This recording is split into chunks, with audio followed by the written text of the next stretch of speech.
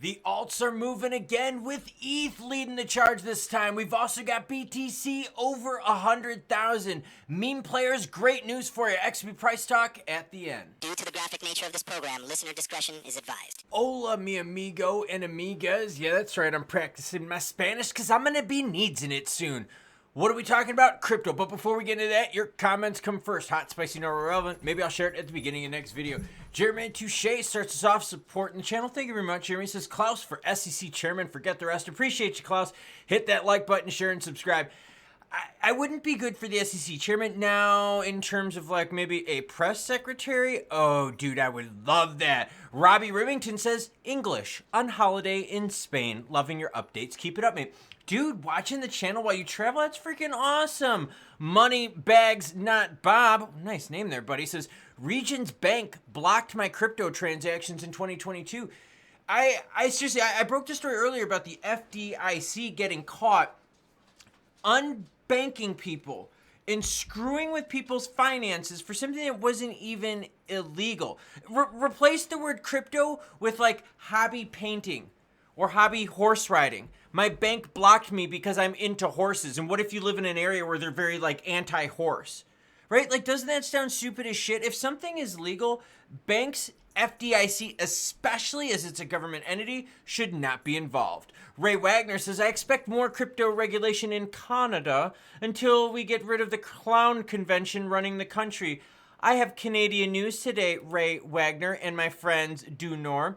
Bitcoin sitting at 101,294 while ETH is leading the charge at 452, up 5% less 24 hours. SOL at 239 while BNB's at 743. We're going to talk XRP. Yes, indeed, 239, healthy. We're going to the weekend healthy, everyone. Look at H-bar, though, to the right there, up 13%, 31 cents right now. What do I got for you? First time since March that ETH has hit 4,000 and then some. ETH's price was somewhat sluggish during the so-called Trump pump, which is totally true. We've seen that everything's moved on its own. In fact, just the opposite of ETH was XLM's pump happened very early in the time frame on this. And XLM right now fighting right around that 50 cent mark, sitting at 48.6. So XLM had an early run. We saw TRX pick up a bunch of steam late. We saw BNB pick up a bunch of steam late. Girlfriends, BNB to 800 soon. You gotta hit the subscribe button. We cheer when BNB hits 800. So yeah, these moves are all happening at different times, and it seems like as these waves happen, there's like some really nice ripple effects that are causing some positive action in the rest of the market. And you can see it by the heat map. This looks way healthier. I mean, look at the Aptos Arbitum grouping right here. Up 5%, up 6%. This is good. This is good. Like I said, it's not going to be rocket ship every day, but if we can print more green candlesticks than red, it becomes a good week, a good month, a good year, a good life. Now, let's get into some Canadian news. I don't know what the accent that was, but that wasn't good. USDC remains listed in Canada as Circle meets regulatory standards. Circle announced that it successfully met Canada's stricter regulatory requirements.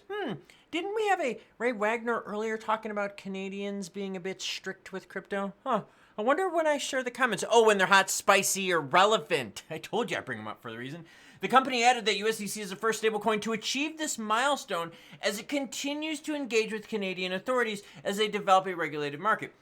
New regulations, which were introduced by the Canadian Securities Administrators, focuses on digital assets, including stablecoins. These guidelines require exchanges to adhere to specific standards for listing value reference crypto assets, which encompasses stable coins. So there's pressure, but they're working together. I think that's good news. Is it like super like awesome, like, oh my gosh, this is record breaking? No. But sometimes like these little victories, when they add up, and you add up more and more of these little wins, it turns into something big. So that's good for the Canadian market and stablecoins. Meme, hot, naughty, spicy, relevant. Meme, naughty, spicy, relevant. Yeah, all of the above. Record $140 billion market cap. I'm bringing this up because I know there's a lot of you out there that love utility, and there's nothing wrong with utility. There's nothing wrong with loving store of value, right? Like, I'm a big store of value fan. I love the store of value play. The Ripple store of value story that I shared with you, I had chills like the entire time writing the script. I had chills filming it, and then like I had chills later because like I was so like happy. Like I was like, Amy, you should see this video. It's like so cool. And I mean, she didn't watch it, but anyways, like I had the chills even trying to convince her to watch it.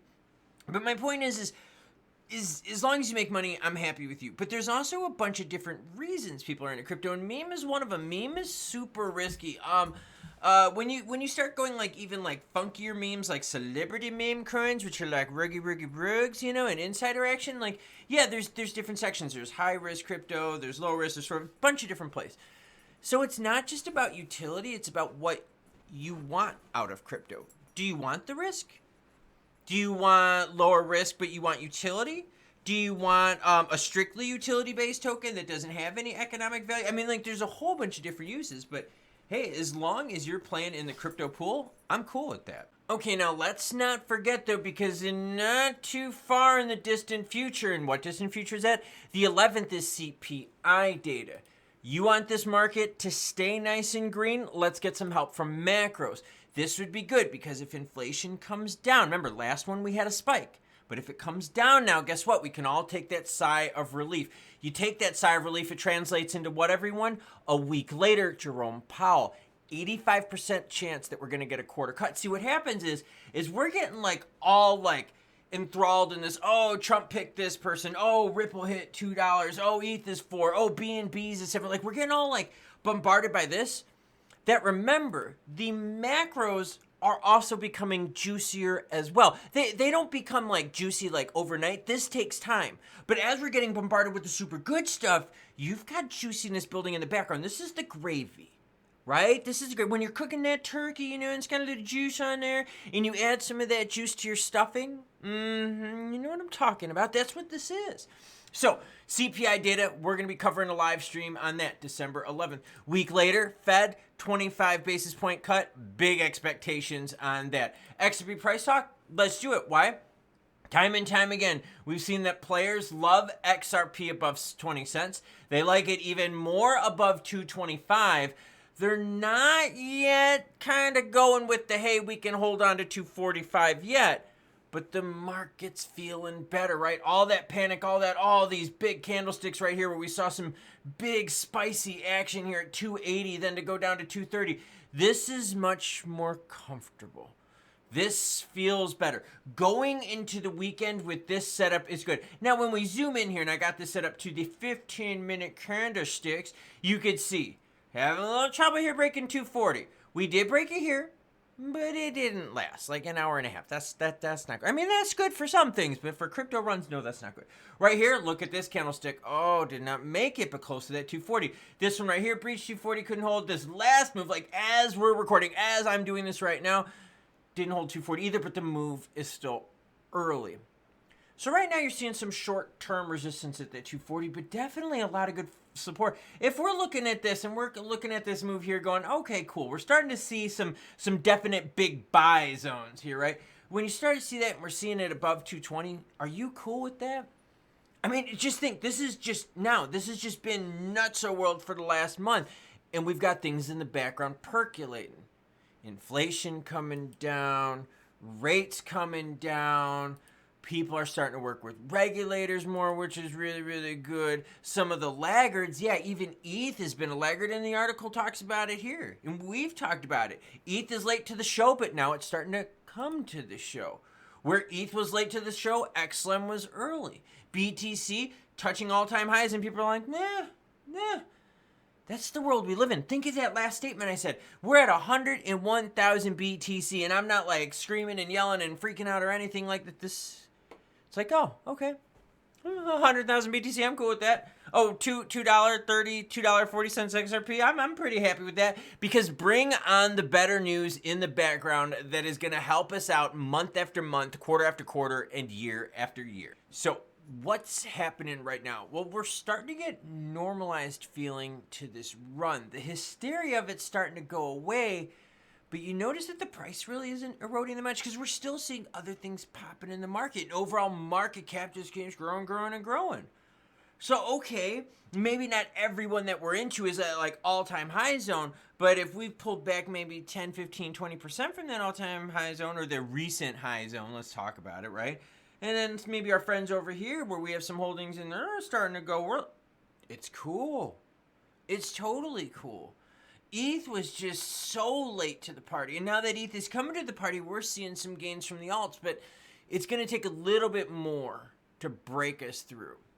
XRP at 285. We saw the market tried it a couple times and was like, no, get back down. 220, market's like, go up. 225, market's like, 230, they're like, meh, okay. 240, like, you're kind of pushing it. That's not just the tip, like, And this is the move. And if we continue this through the weekend, this is a total win for me. If all of a sudden next week we're hanging out in the live stream together and we're talking about inflation coming down, boom, even more good juiciness for the market. Then all of a sudden Jerome Powell does his, I'm a prude old dude that just is blah, blah, blah, and he's got to be just like done soon. Like, I mean, if I'm Jerome Powell, I'm like, yo, get me out of here. I'm done. But Jerome Powell then comes in, gives us another quarter, and we're like, it's not a 50, but we'll take a quarter because if you add that quarter to the next one, and for the next 12 to 18 months, you're going to have lots of quarters, and those quarters add up into big numbers. So yeah, we've got some changing regs. We've got changing leadership. Macros are looking good. Rates coming down looks really good too. And it's early. Even like the bigs out there. I shared Kathy Wood said, she's like, yo, it's in the early innings. Baseball reference. So let's keep an eye on those charts. And if anything breaks, I'll be sure to share it with you. Choo choo, bitches.